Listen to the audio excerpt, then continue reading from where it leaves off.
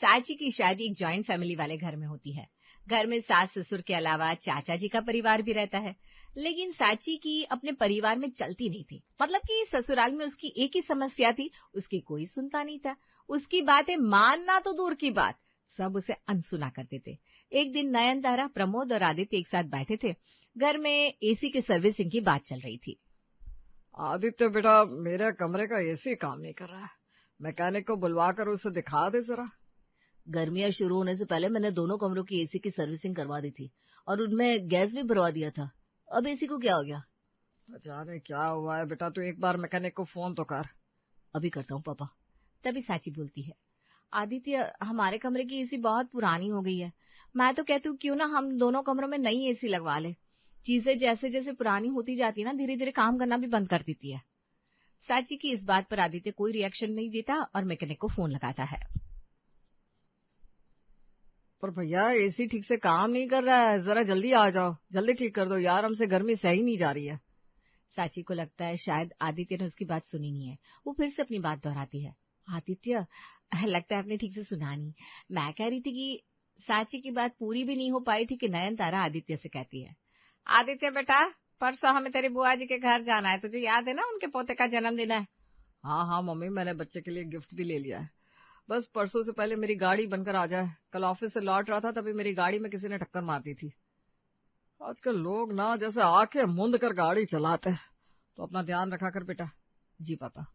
प्रमोद, नयनतारा और आदित्य तीनों आपस में बातें करते हैं, लेकिन कोई साची की बात की ओर ध्यान ही नहीं देता।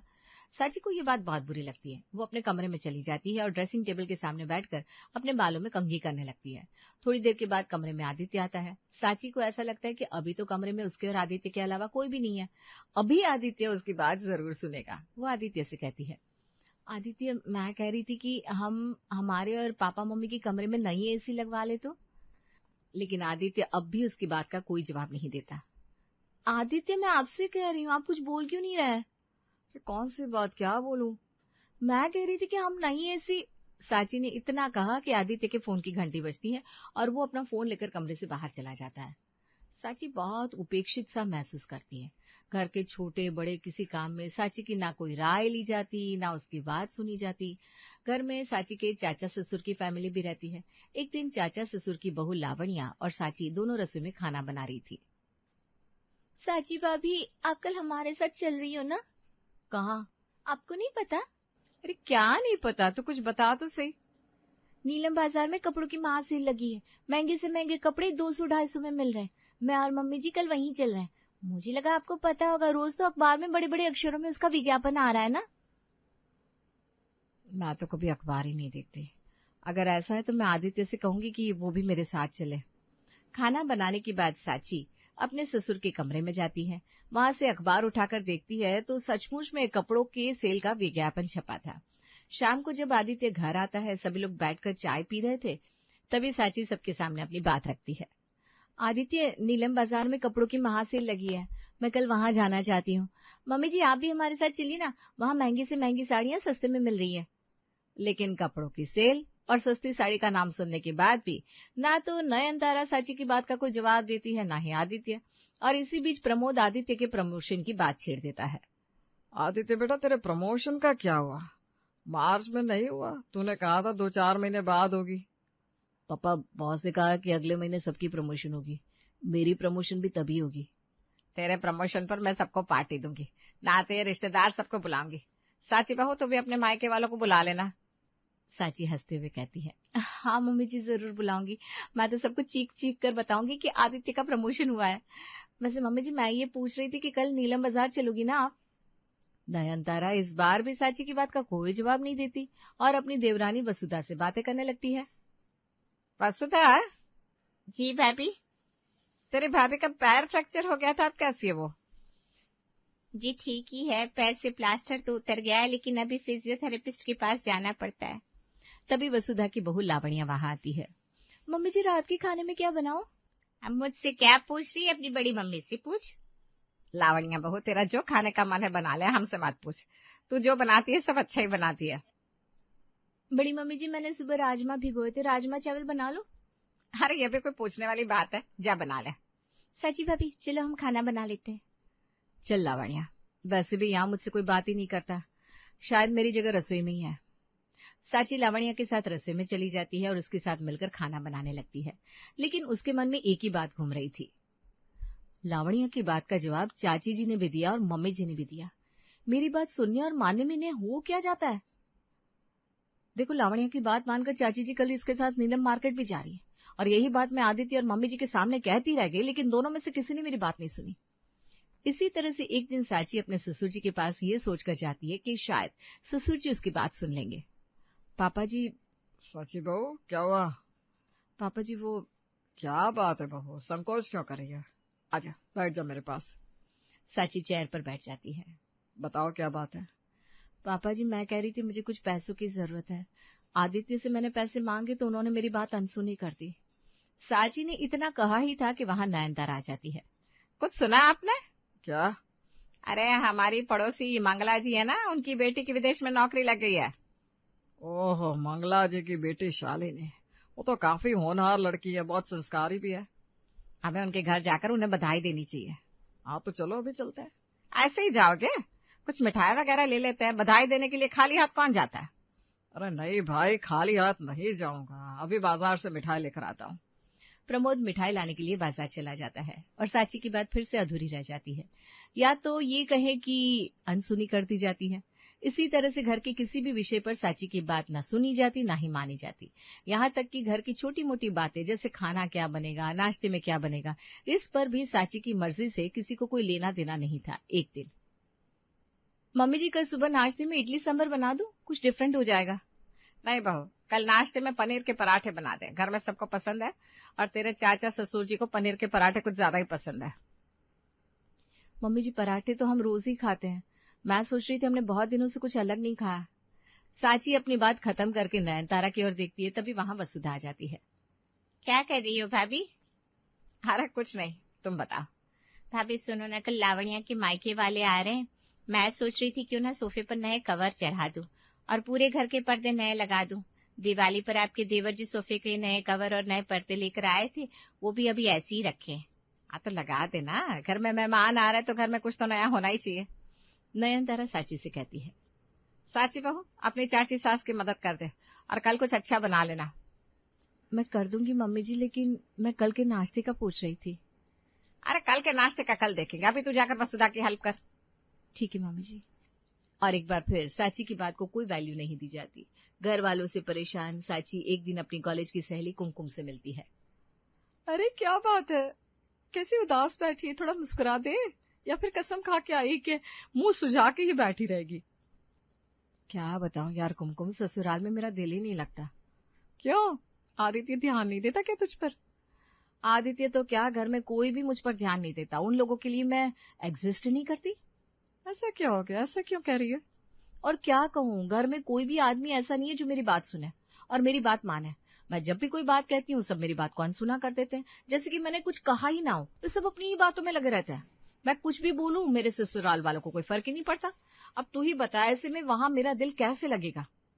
साची की परेशानी देखकर उसकी सहेली कुमकुम उसे एक टिप्स देती है। देख, अगर तू चाहती है ना तेरे ससुराल में सब तेरी बात माने, ससुराल में तेरी ही चले, तो एक काम कर, उन्हें कहानियां सुनाना शुरू कर दे। कहानियां? कैसी कहानियां? वो लोग मेरी बात नहीं सुनते, कहानी क्या खाक सुनेंगे? अरे पुत्तू, कहानी मतलब चुगली लगाना शुरू कर दे। ना बाबा ना, ये मुझसे नहीं हो पाएगा। तो फिर बैठी रहे मुंह फुलाकर, तेरे मुंह फुला लेने से किसी को क्या फर्क पड़ेगा? सुनते रहे सबकी बातें, फिर शिकायत क्यों कर रही है कि कोई तेरी सुनता नहीं? तो क्या चुगली लगाने से सब मेरी बात मानने लगेंगे? हाँ देख, लोगों को थोड़ा मिर्च मसाला लगाकर सुनाई गई स्पाइसी बातें बड़ी इंटरेस्टिंग लगती है, और जब तू उनसे ऐसी बातें करेंगी ना जिसे सुनने में उन्हें इंटरेस्ट आने लगे, तब फिर तेरी बात भी सुनेंगे और उसे मानेंगे भी, घर में तेरी वैल्यू होने लगेगी। अच्छा, तो मैं चुगली करना शुरू कर दूं? हाँ, जैसे ही तो अपने ससुराल वालों के सामने लोगों की चुगलियां करनी शुरू करेगी, फिर देख उनका सारा टेंशन तेरे पर, तेरी हर बात सुनी जाएगी। लोगों से अपनी बातें मनवाने के लिए उनसे चुगली भरी बातें कर, उन बातों में अपनी ओर से थोड़ी कहानी और ऐड कर, फिर देख घर में तेरी ही चलेगी। अरे मेरे ससुराल में भी पहले ऐसा ही था, कोई मेरी बात नहीं सुनता था, लेकिन जब से मैंने चुगलियां करनी शुरू कर दी है, तब से सब मेरी बात ऐसे सुनते हैं जैसे मैं कितनी इंपॉर्टेंट बात कर रही हूँ। सारी दुनिया मैं ही तो चला रही हूँ। अब ससुराल में सिर्फ मेरी चलती है। ठीक है भाई, जब घी सीधी उंगली से ना निकले तो उंगली टेढ़ी करनी पड़ती है। अब मैं भी यही करूंगी। सहेली से भारी भरकम गुरु मंत्र लेकर साची ससुराल आ जाती है और उस दिन से वो कुमकुम के बताए हुए रास्ते पर चलने लगती है। एक दिन आदित्य और साची कमरे में बैठे होते हैं, तभी साची उससे कहती है, आदित्य, इस संडे हम दोनों मूवी देखने चले? आदित्य उसकी बात का सिर्फ हूं में जवाब देता है। अरे मैं तुम्हें एक बात बताना ही भूल गई। परसों मेरी बुआ जी मेरे मायके पहुंची थी ना, तो उन्होंने मेरी मम्मी की साड़ी पहन ली और कहने लगी, भाभी ये साड़ी तो बहुत सुंदर है, मैं रख लूं? तब पता है मेरी मम्मी ने क्या कहा? अब आदित्य को जानने की इच्छा होने लगती है कि आखिर साची की मम्मी ने उसकी बुआ जी से क्या कहा होगा।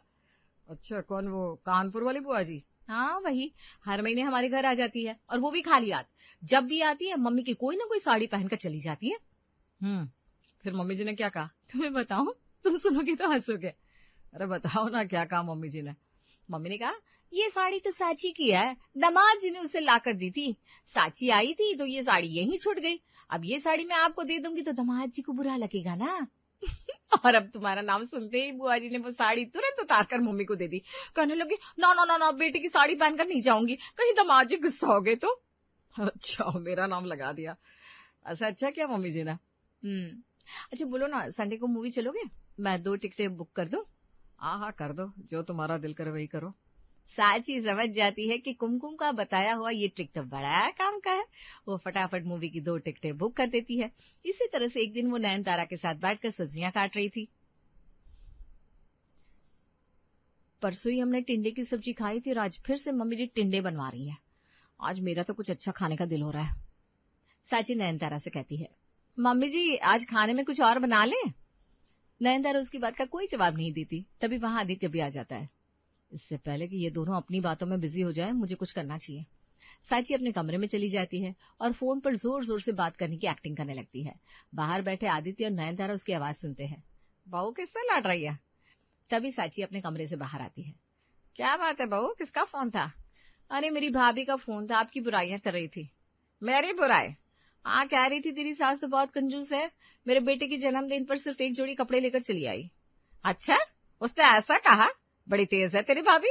तो मैं भी उनसे कम नहीं हूँ मम्मी जी। मैंने उन्हें ऐसी खरी खोटी सुनाई कि जन्मों जन्मों तक याद रखेंगी। मैंने भी कह दिया, मैं अपनी सासू माँ के बारे में कुछ भी उल्टा सीधा नहीं सुनूंगी। वो 1 जोड़ी कपड़े लेकर आई तो सही ना। आपकी मम्मी ने क्या दिया अपने नाती को? कोई गोल्ड की चेन दे दी थी क्या? अच्छा, फिर क्या कहा तुम्हारी भाभी ने? अरे क्या कहती, उनकी तो बोलती बंद हो गई। वैसे वो है ही लालची। पिछले हफ्ते मम्मी से उनका गोल्ड का सेट मांग रही थी। तेरे मम्मी से मांग रही थी? हाँ, पापा ने मम्मी को उनके जन्मदिन पर गोल्ड का सेट दिलाया था ना, उस पर भाभी की नजर थी, लेकिन मम्मी ने साफ मना कर दिया। कहने लगी ये सेट तो मैं साची को ही दूंगी। दरअसल ऐसा कुछ हुआ ही नहीं था। ना साची के पास किसी का फोन आया था। वो तो बस अपनी सास और अपने पति को कहानियां सुना रही होती है, जिसे सुनने में उन्हें भी मजा आ रहा होता है। इसी बीच साची उनसे अपनी बात भी मनवा लेती है। अच्छा मम्मी जी, मैं ये कह रही थी आज पनीर बना ले, टिंडे कल बना दूंगी। हाँ बहू, तो पनीर ही बना ले। और मैं तो कहती हूँ बनाने की जरूरत नहीं है। आदित्य, हमें कहीं बाहर ले ही नहीं जाता तू है? चल आज हमें डिनर पर बाहर लेकर जा, वहीं खा लेना तेरा जो भी मन हो खाने का। सच मम्मी जी? हाँ और नहीं तो क्या। नयनतारा आदित्य से कहती है, तू यहाँ बैठकर हमारी बातें सुन रहा है, जा जाकर गाड़ी निकाल, हम तैयार होकर आते हैं। यानी पैसे खर्च करवा के मानोगी मेरे? अरे मेरी बहू का दिल है कुछ अच्छा खाने का, तो इसे खिला लाएंगे ना। साची देखती है कि अब घर में उसकी ही बातें मानी जा रही है। मुझे तो पता ही नहीं था इस चुगली वाले काम में इतना फायदा है। अब साची रोज सबसे चुगलियां करती और अपनी बातें मनवाती। एक दिन तो उसने अपनी चाची सास को ही पकड़ लिया। चाची जी, आप कहीं जा रही हो? बड़ा तैयार होकर कमरे से निकली हो, लगता है साड़ी भी नहीं है, बड़ी सुंदर लग रही है, कहाँ से खरीदी? दरअसल चाची सास की साड़ी साची को पसंद आ जाती है। उसकी नजर उनकी साड़ी पर होती है।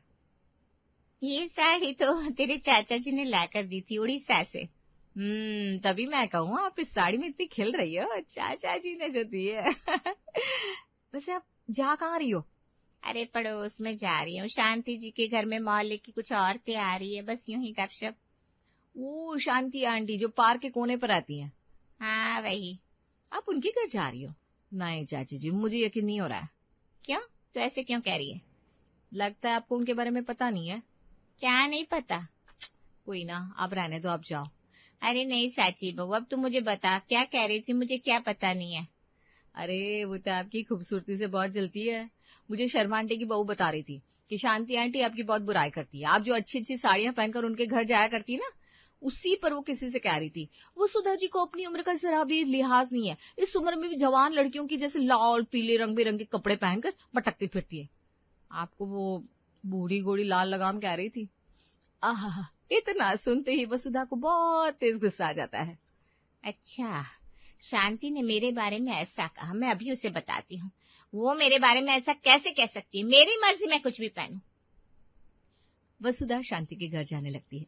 चाची जी, चाची जी, रुक जाइए, रुक जाइए। ऐसे लोगों के मुंह लगना आपको शोभा देता है क्या? अरे वो जलती है आपसे, बोलने दीजिए ना। साची को लगता है कि उसने चुगली में कुछ ज्यादा ही नमक मिर्च डाल दिया है। वो वसुधा को समझाती है और फिर उसे रोक लेती है। ठीक है बहू, बस तेरे कहने पर मैं नहीं जा रही हूँ उसके पास। चाची जी, आप बैठिए, मैं आपके लिए चाय बना कर लाती हूँ। वसुधा अपने कमरे में जाकर बैठ जाती है। थोड़ी देर के बाद साची चाय लेकर उसके कमरे में आती है। वो देखती है वसुधा ने साड़ी चेंज कर ली है और जो साड़ी उसे पहन रखी थी उसे वो साची को दे देती है। साची बहू, तुझे ये साड़ी बहुत पसंद है ना, ये तू रख ले। अरे नहीं नहीं चाची जी, इसकी क्या जरूरत थी? जरूरत कैसे नहीं, तू भी तो मेरी बहू है। मेरी चीजों पर तेरा भी उतना ही अधिकार है जितना लावण्या का है। हाय, एक चुगली से इतना फायदा। थैंक यू कुमकुम, तेरी वजह से मेरी तो लॉटरी पर लॉटरी लग रही है। अरे वाह माँ, आज तो मजा ही आ गया। सुबह सुबह गरम गरम आलू के पराठे। आपको कैसे पता कि मुझे आलू के पराठे खाने थे आज? मैं तो सोच ही रहा था कि आज माँ को बोलूंगा कि पराठे बना दे। मुझे पता है ना, जब भी बारिश का मौसम होता है तुझे दही के साथ पराठे खाने होते हैं। तो बस मैं समझ गई इसमें बोलने की क्या बात है। मैं आता हूँ फटाफट फ्रेश होकर, तब तक आप लगा दो नाश्ता। अरे वाह, आज आलू के पराठे। हाँ भाई, अब बोलने की जरूरत तो पड़ती नहीं है तुम्हें, तुम सब समझ ही जाती हो। इतने साल हो गए इस परिवार में, अगर अब भी हम एक दूसरे को ना समझे तो फिर किस काम का परिवार। हाँ सच कहा। चलो चलो, अब मुझे भी कुछ खिला दो, या सब अपने बेटे के लिए ही बनाया है। संतोष सबके लिए नाश्ता लगाती है, तभी एक रिश्ते वाली आती है। अरे वाह वाह, क्या मौके के समय में मैं आई हूँ। सब एक ही साथ मिल गए। संतोष, भाई साहब और विक्की, तू तीनों ही देख लो, ये फोटो है लड़कियों की। बताओ कितना सुंदर लगने लगा है विक्की। जरा सा था इतने साल पहले, कितना सुंदर और कितना बड़ा हो गया है। देख ले तू भी, एक से एक लड़कियां हैं। माँ पापा देख तो रहे हैं, मुझे क्या करना है? एक नजर तो मार ले। अभी मुझे शांति से पराठे खाने दो, बाद में देखूंगा। अरे इसलिए तो बोल रही हूँ, फोटो देख ले, तेरी बीवी और नए नए पकवान खिलाएगी सबको। हाँ तब की तब देखेंगे, अभी तो आप मुझे कुछ दिन और माँ के हाथ के पराठे खाने दो। अरे शांति, तू रख फोटो, देख लेगा बाद में जब फ्री होगा तब। शांति फोटो रख कर चली जाती है और वो भी ऑफिस चला जाता है। उसके जाने के बाद संतोष एक फोटो उसके कमरे में रख देती है। विकी को भी सुबह वही लड़की पसंद आई होती है। माँ, आपको कैसे पता चला? जिस तरह से तू सुबह इस फोटो पर टिक गया था ना, मैं समझ गई थी। पापा को भी दिखा दी है, हम सब भी राजी हैं। जल्द ही विकी और सिमरन की शादी हो जाती है और सब बहुत खुश होते हैं। अगले दिन सुबह वो नहाकर बहुत जल्दी तैयार हो जाती है और सास के आगे पीछे घूमने लगती है। अरे, माँ जी को बिल्कुल भी अचंभा नहीं हो रहा कि मैंने कैसे उनके मन की बात पढ़ ली। वो चाह रही होंगी कि मैं जल्दी तैयार हो जाऊं, और मैं हो भी गई। अभी कोई और बहू होती इनकी तो उसे बोलना तो पड़ता कि तुम जल्दी तैयार हो जाना, पर मैं तो अपने आप ही हो गई। फिर भी इन्होंने बिल्कुल तारीफ नहीं की मेरी। चलो कोई बात नहीं, अभी नई नई सास बनी है ना, आदत नहीं होगी। धीरे धीरे मुंह दिखाई के लिए आस पड़ोस के लोग आने लगते हैं। मुझे कोई आइडिया भी नहीं होगा कि मैंने उनके मन की बात पढ़ ली। पड़ोस के लोग मेरे घर से आया सामान भी देखेंगे। मैंने तो पहले ही कमरा साफ करके रखा है और सारा सामान भी सजा दिया है। अरे वाह, बहू तो बिल्कुल परी जैसी है संतोष। सामान भी खूब ही दिया है इसके मायके वालों ने। साड़ियाँ तो देखो कितनी भारी और इतने सुंदर हीरे के सेट। थोड़ी देर में सिमरन सबके लिए नाश्ता भी ले आती है। सब खा पी कर चले जाते हैं और संतोष भी काम निपटा कर अपना टीवी देखने लगती है। शाम को जब विकी आता है, सिमरन उसे बोलती है, आपकी मम्मी कितनी अजीब है। क्यों, क्या हुआ? कुछ बोला उन्होंने? कुछ बोला तो नहीं। अब देखो मैंने कैसे उनके बिना बोले ही उनके मन की बात पढ़ ली। अपने आप जल्दी तैयार हो गई। अपने मायके से आया सारा सामान सबके सामने रख दिया और नाश्ता भी बना दिया। ये सब मैंने उनके बिना बोले किया है। हाँ, तो इसमें कौन-सी बड़ी बात है? ये तो होता ही है, सबको पता है। कोई भी बहू आती है, वो यही सब करती है। इसमें बोलने की क्या बात है? ये तो खुद की समझदारी होनी चाहिए। आप भी अपनी माँ जैसे ही हो। इतनी अच्छी बीवी मिली है ना, कद्र ही नहीं है। थोड़ी देर में जब लंच टाइम होने लगता है, सिमरन खाना बनाने जाती ही नहीं है, उल्टा बैग उठाकर शॉपिंग पर निकल जाती है। अब आएगा मजा। जब खाना नहीं बना मिलेगा ना, तब समझ आएगा कि बहू के मन पड़ने वाले गुणों को नहीं समझोगे, तो फिर ऐसा ही होगा। और जितना मुझे ध्यान है, आज तो दीदी जीजाजी भी आने वाले हैं। अब जब मैं दिखूंगी ही नहीं, तब समझ में आएगा। वो बिना किसी को बताए पार्क में जाकर बैठ जाती है। थोड़ी देर में संतोष उसे देखती हुई आती है। अरे विक्की, बहू कहाँ है? मुझे तो नहीं पता। मुझे लगा आपको कुछ बताकर गई होगी। कोई बात नहीं, कुछ काम होगा। नई नई है, बहुएं हर चीज थोड़ी बोल पाती है। आ जाएगी थोड़ी देर में। पर बस तू ये बता दे, तेरी और उसकी कोई बात तो नहीं हुई ना? नहीं मम्मी, कोई बात नहीं हुई है। होनी भी नहीं चाहिए, ठीक है ना? धीरे धीरे समझ जाएगी। चल, मैं खाना बना लेती हूँ। तेरे दीदी जीजाजी भी आने वाले हैं आज सिमरन से मिलने। संतोष के मन में कोई शिकायत नहीं होती। वो सबके लिए पूरा खाना अकेले बना लेती है। उधर सिमरन बैठी बैठी सोच रही होती है कि मैं होती घर पर तो मन की बात पढ़कर अभी तक सबके लिए खाना बना देती। दीदी जीजाजी आने वाले होंगे। अब किसी को समझ तो आया नहीं होगा कि अच्छा अच्छा खाना बनाना होता है। घर की बेटी को 4 चीजें देनी होती है। मेरे रहते ये सब होता। मेरे ख्याल से अब आने ही वाले होंगे वो लोग। पर मैं अभी भी नहीं जाऊंगी। उनको थोड़ी मेरी कमी का एहसास होने दो, तभी जाऊंगी। उधर संतोष ने अपनी बेटी दामाद के लिए सब कर लिया होता है। अच्छे से अच्छा खाना और नेक शगुन। मम्मी, हम आ गए। अरे आओ बेटा, आइए मिहिर जी, आप बैठिए, मैं पानी लाती हूँ। मम्मी, भाभी कहाँ है? उसको कोई बहुत जरूरी काम था, वो यहीं पास में गई है बोलकर आती ही होगी। अच्छा, कोई बात नहीं। नई नई है अभी, हर चीज नहीं बोल पाती होगी। लाओ, मैं ही आती हूँ किचन में। वही बना कर गई है सब। मैंने तो बस ये सलाद काटा है। बोल रही थी कि जल्दी आ जाएगी, तेरे लिए ही सामान लेने गई है। निक्की कोई भी बात का बुरा माने बिना ही अपने आप ही पानी ले लेती है और मिहिर के लिए भी नाश्ता लगा लेती है। थोड़ी देर में सिमरन भी आ जाती है। इससे पहले कि वो कुछ भी बोले, संतोष बात संभाल लेती है। आ गई बेटा, क्या हुआ? बहुत देर लगा दी मार्केट में। चल कोई बात नहीं। अच्छा, अब जरा 5 मिनट बैठ ले, फिर मुझे बता दे तू जो भी बना कर गई थी ना, किस किस में कुछ डालना तो नहीं रह गया? ये सब देखकर और सुनकर सिमरन सोच में पड़ जाती है। सब कर तो लिया इन्होंने, पर अंदर से गुस्से में भरी बैठी होगी। अब मेरे जैसे समझदार तो है नहीं कि अपने आप सूझा हो कि बेटी आएगी तो क्या क्या करना होता है। किसी से पूछा ही होगा और तब हड़बड़ी में काम किया होगा। इनके जाते ही चिल्लाएंगी जरूर कि मुझे नहीं आती मन की बात पढ़ना, पर तुम्हें तो आती थी, मुझे बताकर जाती कि क्या करना है। अरे क्या सोच रही हो भाभी? आओ ना, बैठो। अपने ही हाथ का बना हुआ नाश्ता चख तो लो। हमने तो खा लिया और सच बताऊं, बहुत ही स्वादिष्ट बना है। आइए ना भाभी, बैठिए। इतना बढ़िया खाना बनाया है आपने। आप खुद तो खाइए, और ये मालपुए तो मेरे फेवरेट हैं। जरूर मम्मी जी ने बताया होगा आपको। हाँ, मम्मी जी ने ही बताया था कि आपको बहुत पसंद है, तो बना दिए। आप मार्केट गए थे ना भाभी, क्या लाए? अरे इतना बढ़िया कपड़े लाए हैं ना ये। वो अपने घर की दूसरी तरफ की एंट्री है ना, वहां से पकड़वा दिए थे इसने मुझे। फिर आई है यहाँ से अंदर। मैं तो इसकी चॉइस देखती रह गई। सिमरन सब देख रही थी और सुन रही थी। थोड़ी देर में उसकी ननद रसोई में चली जाती है। अब तो गुस्सा फूटेगा ही फूटेगा इनका। अब तो बरसेंगी मुझ पर कि कैसे इनको सब अकेले करना पड़ा। उम्म, मैं ही नहीं इनको कुछ समझाने देती, अब बता देती। पर मैं भी क्यों बताती कुछ, जब इनको मेरी अहमियत ही नहीं पता है। मैं तो जा रही हूँ अपने कमरे में। सिमरन अपने कमरे में चली जाती है। संतोष भी टीवी लगाकर अपना सीरियल देखने लगती है। विकी अपना काम करने लगता है शाम को। सिमरन, चाय नहीं पियोगी? चाय पियोगी या कॉफी? क्या पियोगी बता दो। चाय ही। तो ठीक है, मैं बना लेती हूँ सबके लिए। सब चाय कॉफी पीकर अपने अपने कामों में लग जाते हैं। रात को आप और आपकी मम्मी मुझसे गुस्सा नहीं है? क्यों गुस्सा क्यों होंगे? कुछ हुआ है क्या? वो मैं थी नहीं ना घर पर, मम्मी जी को कोई बताने वाला नहीं था कि ननद के लिए क्या-क्या करना होता है। जैसे मुझे तो समझ आ जाता है कि क्या-क्या करना होता है। मुझ में थोड़ा हुनर है चीज़ों को समझने का।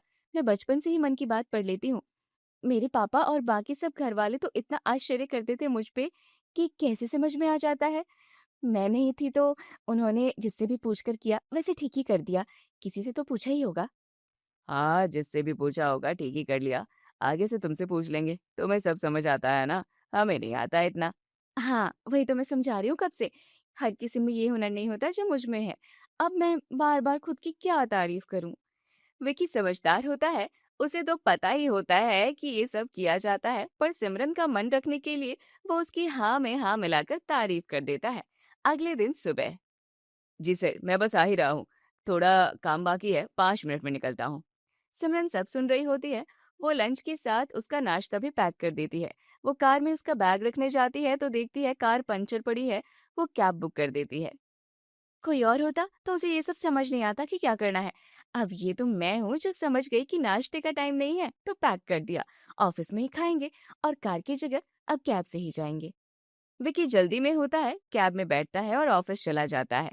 अजीब ही है इस घर के लोग वैसे। एक थैंक यू तक नहीं बोला। चलो, अभी तो जल्दी में थे, हो सकता है आकर बोल दे। विकी चला गया? आज जल्दी चला गया? हाँ, वो मैं समझ गई थी कि नाश्ते का टाइम नहीं है तो मैंने वो भी पैक कर दिया। ठीक है। हैं? ठीक है? बस ठीक है? अजीब ही लोग हैं। इनको शुक्रगुजार होना चाहिए कि कितनी समझदार बहू मिली है, पर नहीं, हमेशा बस ठीक है करते रहते हैं। जिस दिन बंद कर दूंगी ना काम करना, समझ में आ जाएगा। अब वो रात तक विकी का वेट करने लगती है कि जो सुबह उसने विकी के मन की बात पढ़कर बिना बोले उसका काम आसान कर दिया था, उसके लिए वो उसकी तारीफ करेगा। पर विकी रात तक आता है, थका हुआ होता है, आकर सो जाता है।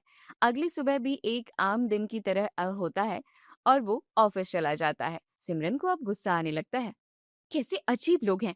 खुद तो कुछ समझ में नहीं आता है और अब मुझ में जब ये हुनर है तो उसकी कोई वैल्यू ही नहीं है। अगले दिन सोसाइटी के मंदिर में माता के जागरण के पोस्टर लगे हुए थे। सिमरन, तुम्हें ढोलक बजाना आता है?